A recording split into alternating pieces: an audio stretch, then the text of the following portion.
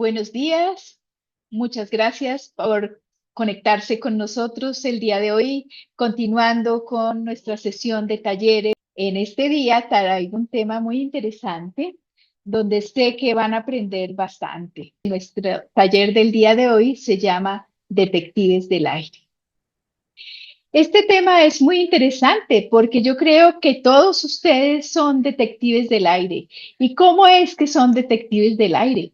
Vamos a ver cómo es que ustedes reconocen, cómo pueden prevenir complicaciones respiratorias en fibrosis quística. Eso es que ustedes se vuelven detectives del aire. Entonces, vamos a ver los objetivos que tenemos en este tema. Y es que ustedes identifiquen, que aprendan cuáles son los signos de alarma y prevenir estas complicaciones respiratorias. ¿Quiénes son estos detectives del aire? Pues son ustedes los pacientes, las familias, el cuidador, la persona que está observando, que está compartiendo con ustedes y que nota esos cambios que a veces el mismo paciente se niega a admitir que hay cambios. Muchas veces me llega el paciente y le pregunto, ¿cómo estás? Y el mismo paciente dice, bien. Cuando uno lo ausculta, no, no está bien. Cuando uno toma su oximetría, no, no está bien. Pero ellos dicen que están bien. Ese detective en ese momento se vuelve el profesional, pero también ese padre, ese compañero, ese cuidador que ve que ese paciente está más dormido, no quiere comer, tiene más aumento de tos. Entonces son signos que van alarmando y ahí es cuando se vuelven detectives del aire. La fibrosis quística, como sabemos, estas secreciones espesas y pegajosas que nos obstruyen las vías respiratorias, favoreciendo todas estas infecciones respiratorias. Entonces, vamos a ver por qué es importante que estemos atentos. Entonces, debemos estar atentos, debemos saber qué beneficios trae el que nosotros reconozcamos tempranamente estos síntomas, de manera que podamos actuar muy rápidamente y no dejar avanzar estos síntomas. Ver cómo en ese inicio de aumento de tos, de cambio en color de secreciones, de estar más adormilados, de no tener apetito, cómo eso nos va llamando un poquito y decimos, ah, aquí hay algo que no nos está funcionando bien y vamos a ver cómo podemos en ese instante actuar. Los síntomas respiratorios más frecuentes que tenemos nosotros en fibrosis quística, obviamente, es la tos, las secreciones y a veces el cansancio. A veces ellos dicen, no, no me siento como con toda la energía. Entonces dice uno, bueno, eso es común. Pero cuando tengo esos síntomas de alarma que no debo dejar pasar, que debo estar pendiente, ¿cuáles son? Lo que les comentaba, ya no quieren comer, ya dicen, es que me siento lleno. Se sienten llenos, sí, pero ustedes saben por qué, porque están llenos de secreciones. Y ustedes mismos se están comiendo esas secreciones, entonces ese estómago está lleno. Empiezan a perder peso. Por la falta de ingesta, empiezan a perder peso. Muchas veces tienen fiebre, la flema, esas secreciones cambian de color, ya no es esa secreción clarita, ya no es esa secreción amarilla, sino que empieza un amarillo más fuerte o un verde, mucho más espesas, mucho más viscosas, mucho más difíciles de sacar. A veces dicen, tosemos y no podemos movilizar esa secreción, está mucho más pegada. Cuando empiezan ya con dificultad para respirar, ya empiezan a respirar mucho más rápido, ya empiezan a mover los hombros para respirar, ese estómago se mueve muy rápidamente, entonces es cuando uno dice, aquí algo no está funcionando bien, o cuando ellos se quedan todo el tiempo dormidos y el cuidador dice, pero tan extraño, porque durmió toda la noche, ¿por qué en el día también quiere dormir? Porque obviamente está con estos síntomas de aumento de secreciones, de infecciones y todo esto causa falta de energía. Entonces ellos quieren estar durmiendo. Entonces no es que tranquilo duerma, que eso lo reconforta. No, Miremos qué está sucediendo cuando está durmiendo más de lo normal. Las complicaciones respiratorias. Aquí hablamos y lo que muchos de ustedes tienen que pasar mucho tiempo es en estas complicaciones respiratorias, en estas exacerbaciones que llamamos comúnmente. ¿Y cuáles son? Cuando tenemos las infecciones, cuando tenemos esas bacterias que se nos alojan en las vías respiratorias y nos causan problemas. Esas infecciones nos van a dar fiebre, esas infecciones nos van a dar dificultad para respirar, esas exacerbaciones no nos hacen sentir bien y empezamos, si no las manejamos a tiempo, vamos a ver que vamos a tener un daño pulmonar. ¿Qué pasa en ese daño pulmonar? Que las paredes de los bronquios empiezan a cambiar de forma, ya no van a ser las cilíndricas, sino empiezan a tener esa forma que llamamos y que muchos de ustedes tienen, son las bronquiectasias. Es cuando empieza a deformarse ese bronquio y a crear una forma como en serrucho, donde sean más difíciles de sacar, de evacuar. Entonces, tenemos que evitar a todas estas complicaciones para que no tengamos daño pulmonar.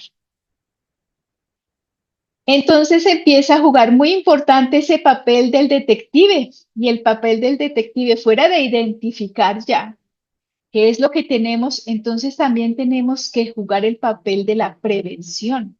¿Y cómo vamos a prevenir toda esta cantidad de infecciones, exacerbaciones, daño pulmonar? Con cosas a veces muy sencillas. Y una de esas cosas es lavado de manos. Tenemos que lavarnos muy frecuentemente las manos, no solamente en el momento que vamos a comer o no solamente en el momento que vamos al baño. Las manos se tienen que lavar siempre que uno está tocando cosas externas. Por ejemplo, cuando ustedes utilizan el transporte público, cuando ustedes están en una casa diferente, cuando ustedes están utilizando los lápices o cualquier instrumento de otra persona. Tienen que lavarse las manos antes de comer o antes de pasarse las manos por la cara o por la boca. Tienen que evitar contagios. ¿Cómo se evitan los contagios? Ustedes tienen que mirar qué persona a su alrededor está tosiendo o qué persona no la ve uno muy bien respiratoriamente. Entonces, ustedes en ese momento o se colocan tapabocas o se alejan de esta persona o abren ventanas o se van hacia una puerta donde haya un ambiente mucho más amigable que no vayan a tener ese contagio. El lavado y la esterilización de los nebulizadores. Acuérdense que estos equipos que ustedes utilizan diariamente, es muy importante que les hagan un buen lavado y una buena esterilización. Un buen lavado es exclusivamente que ustedes lo colocan en el grifo de la llave, sale el agua y con jaboncito lo limpian. Eso es un lavado. Pero un esterilizado es cuando ustedes colocan el agua hirviendo. Después de haberle enjuagado con agua y con jabón, el agua hirviendo, colocan el nebulizador, lo dejan un promedio de unos 5 minutos y después lo sacan. Puede ser en agua hirviendo, puede ser en un esterilizador de biberones. Si ustedes están, por ejemplo, en un hospital, decirle que lleven los nebulizadores a un autoclave. Eso va a ayudar a esterilizar y a matar cualquier bacteria que ya tenga el nebulizador. La vacunación es otra defensa que tenemos. Acuérdense que dentro de todos los talleres que hemos dicho, también hablé mucho de los escudos. La vacunación es un escudo para prevenir estas infecciones. El almacenamiento de los medicamentos. Debemos tener en cuenta que los medicamentos para manejar fibrosis quística tienen diferentes sitios de almacenamiento. Hay unos que se tienen que almacenar en el refrigerador, hay otros que tienen que almacenarse en un cajón o a oscuras donde no esté dando la luz, donde no haya humedad, donde no tenga manipulación de nadie. Siempre tengan muy claros dónde deben almacenar los medicamentos. Y otra cosa es el lavado y la esterilización de los dispositivos. ¿Cuáles son los dispositivos? Los dispositivos son todos aquellos que utilizamos para hacer la expiración prolongada. Entonces, por ejemplo, el acapella, por ejemplo, la aeróbica, el flutter. Por ejemplo, tenemos otros, los que vivan en otra parte, hay unos que se llaman el RC Cornet, hay otro que se llama el Moviflem. Depende de lo que ustedes puedan encontrar en su ciudad, en su país, que tengan a mano y que les funcione y que les guste, tienen que estarlo lavando y esterilizando. Aquí quería hacer un paréntesis y es importante, por ejemplo, en los niños pequeñitos que tienen juguetes. Si vamos a tener los juguetes y estos juguetes están manipulados por muchas personas, es importante se estén limpiando antes de que el niño los coja, porque ahí a través de las diferentes manos que tocan esos juguetes vamos a tener contaminación. Cuando hablamos, por ejemplo, de estos juegos de soplar de los niños, por favor, tengan en cuenta que cuando el niño se coloca en la boca, la boquilla de cualquier juego que sea para soplar, llámese el pito, llámese aquellos juegos que suben una bolita, tengan en cuenta que esa boquilla que el niño se mete en la boca siempre esté limpia. Entonces, ahí estamos previniendo muchísimas cosas y eso nos va a ayudar a evitar estas infecciones, estas exacerbaciones o estos daños pulmonares. La terapia respiratoria. La terapia respiratoria tiene un poder inmenso, muy importante. Entonces tenemos que darle ese valor, tenemos que darle ese poder y tenemos que realizar esta terapia respiratoria para sentirnos bien. Entonces, acuérdense sus nebulizaciones o sus inhalaciones, si están inhalando primero un broncodilatador, y las nebulizaciones en orden, como se las envía el médico, porque en orden. Acuérdense que eso lleva el orden importante, cómo se abre la puerta, cómo se humidifica la secreción, cómo se corta la secreción y después cómo sale esa secreción o cómo metemos el antibiótico. Entonces, por eso es importante esta nebulización, estos ejercicios respiratorios. Después de esos ejercicios respiratorios, realizar los dispositivos expiratorios que ya les nombré anteriormente. Y por último, pero no porque es menos, el ejercicio respirar, el ejercicio físico. El ejercicio físico, acuérdense la importancia que tiene. Es una forma de movilizar secreciones, es una forma de activar los músculos, de tener bien los huesos, de mejorar la capacidad pulmonar. Este ejercicio físico siempre adecuado a la edad del paciente y al estadio de la patología del paciente.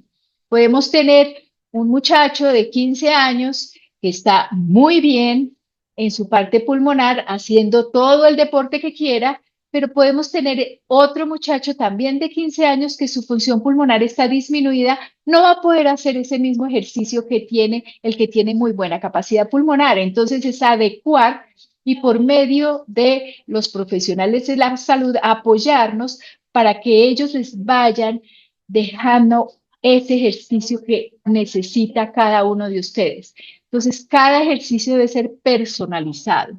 Ustedes no deben generalizar las cosas. No pueden decir, por ejemplo, que a un paciente, como le está funcionando todo, el otro paciente tiene que hacer exactamente lo mismo. No, cada persona es muy diferente y a cada persona le funcionan las cosas muy diferentes. Entonces, por eso personalizar este tratamiento es importante. En los medicamentos que tenemos que son aliados del detective, tenemos los broncodilatadores, como les comentaba, que pueden ser inhalados con el dispositivo que se necesita. Esa inhalocámara debe ser la adecuada para hacer el inhalador y que le llegue al paciente la cantidad de medicamento que necesita. ¿Cuáles son estas inhalocámaras? Las que son no electrostáticas, o sea, las que no van a atrapar el medicamento en sus paredes y se van a quedar ahí. Estas inhalocámaras no electrostáticas normalmente son de aluminio. Entonces, se hace la inhalación o, en su defecto, si les enviaron nebulización con su broncodilatador, pues realizarla en el equipo del nebulizador. Después los mucolíticos. Los mucolíticos son aquellos que hidratan y cortan el moco. Entonces ahí tenemos la solución hipertónica o la Dornasa alfa.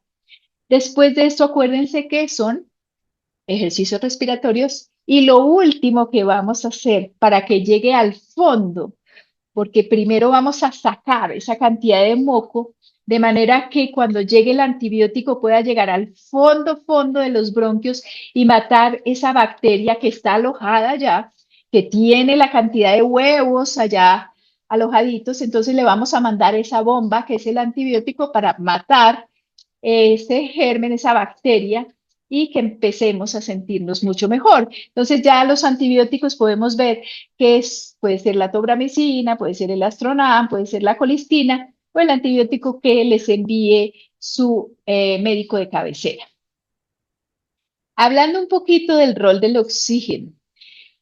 En algunos pacientes que tienen FQ, los pulmones se van dañando con el tiempo debido a la inflamación, debido a muchas cosas, a veces falta de adherencia a tratamiento, a veces falta de organizar las cosas, y estas infecciones se vienen presentando a repetición.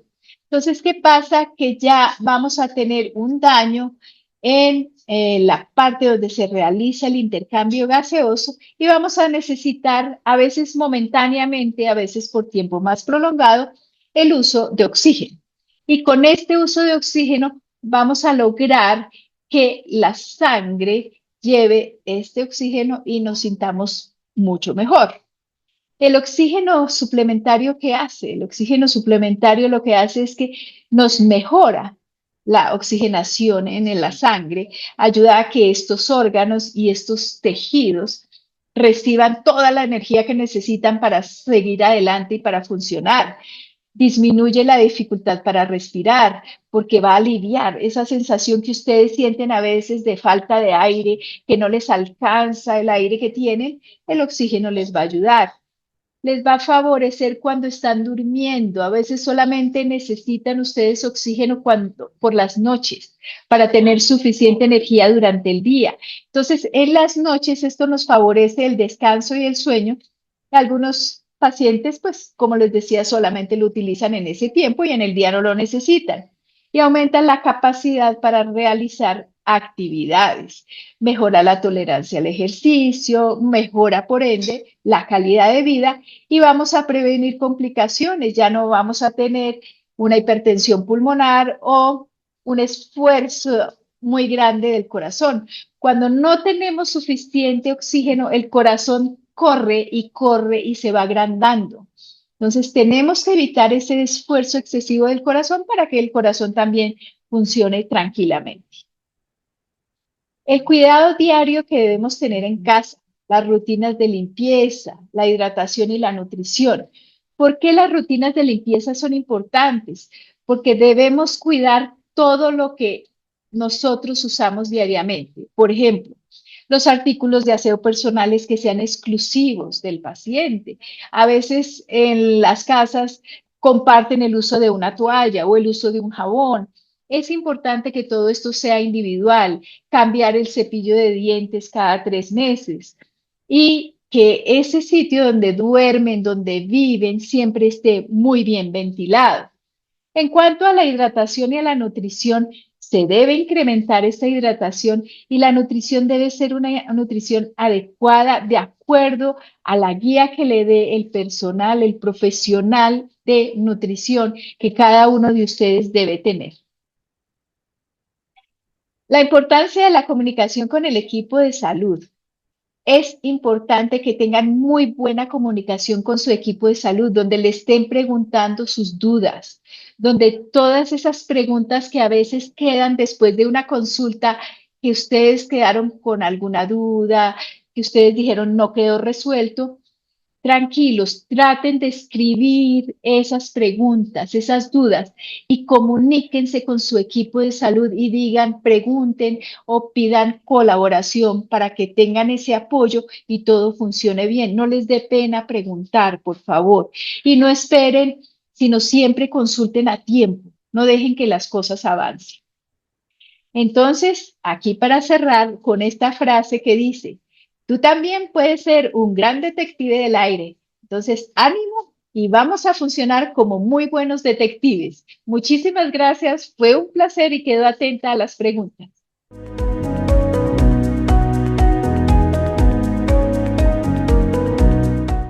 Mira, es muy difícil decirle a un niño, no juegue cuando ve a todos los niños jugando.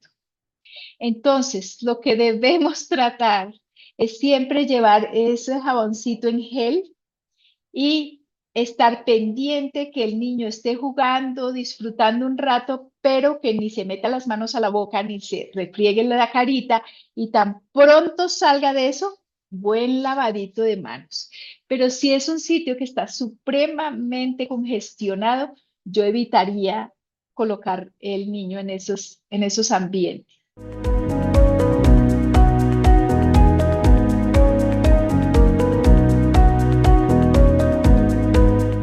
Para esos espacios abiertos toca preferiblemente hacer el ejercicio temprano en la mañana, que es cuando hay menos contaminación. Nunca hacer el ejercicio en las noches porque la contaminación en las noches en estas ciudades grandes es altísima. Y segundo, buscar los sitios donde no haya tanto tráfico, donde no haya tanta contaminación, o si no, preferiblemente, si no lo pueden hacer afuera, que lo hagan en sus casas.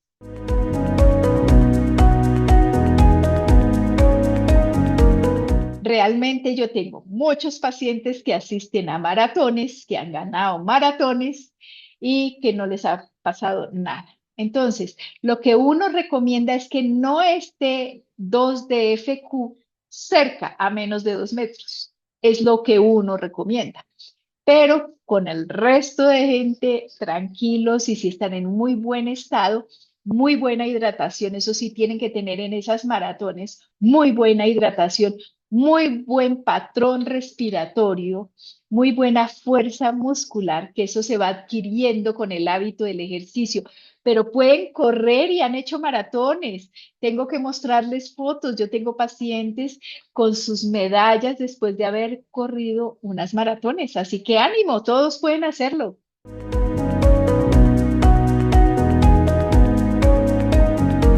No. Y ahora menos. Ahora con los moduladores, mucho menos es la posibilidad de que utilicen oxígeno.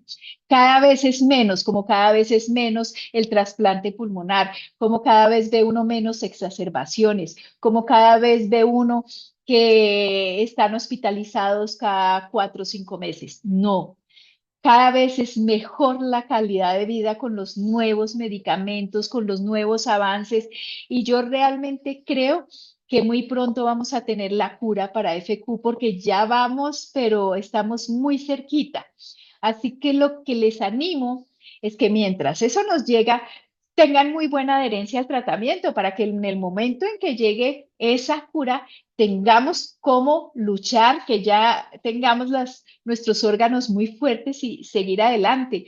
Pero ánimo, porque cada vez los ve uno con mejor calidad de vida, unas personas común y corriente que ya llegan a la vejez, que hacen todos los deportes, que tienen sus familias, que son buenos profesionales, que tienen sus hogares con sus hijos.